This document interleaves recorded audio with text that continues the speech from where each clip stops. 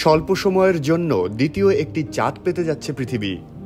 জ্যোতির্বিজ্ঞানীরা বলছেন, আগামী ২৯ সেপ্টেম্বর থেকে ২৫ নভেম্বর পর্যন্ত বাইরে থেকে উড়ে আসা একটি গ্রহাণু পৃথিবীকে প্রদক্ষিণ করে যাবে। 2024 PT5 নামের একটি গ্রহাণুকে মিনি মুন হিসেবে আখ্যায়িত করছেন বিজ্ঞানীরা। আমেরিকান অ্যাস্ট্রোনমিক্যাল সোসাইটির একটি গবেষণায় এই গ্রহাণুর গঠন, ভ্রমণ পথ ও অন্যান্য বিষয়গুলো উঠে এসেছে।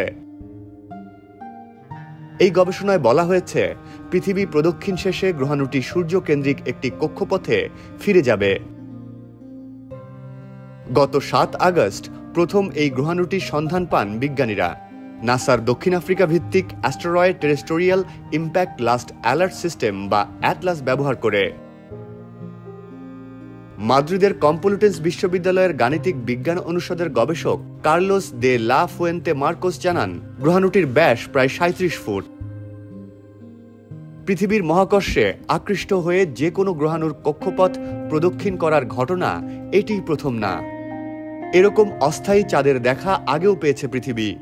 ২০২০ সালের ফেব্রুয়ারি মাসে পৃথিবীর কক্ষপথে 2020 CD3 নামের একটি গ্রহাণুর দেখা পান বিজ্ঞানীরা।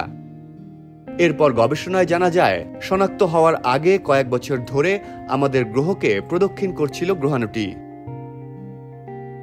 পৃথিবীর দিকে দ্রুত গতিতে আসা গ্রহাণুগুলো সাধারণত আমাদের বায়ুমণ্ডলে আছড়ে পড়ে বা ভস্মীভূত হয়ে যায়। উপগ্রহ বা চাঁদের মতো পৃথিবীকে প্রদক্ষিণ করতে হলে একটি গ্রহাণুকে সঠিক গতি এবং দিক মেনে পৃথিবীর দিকে আসতে হবে।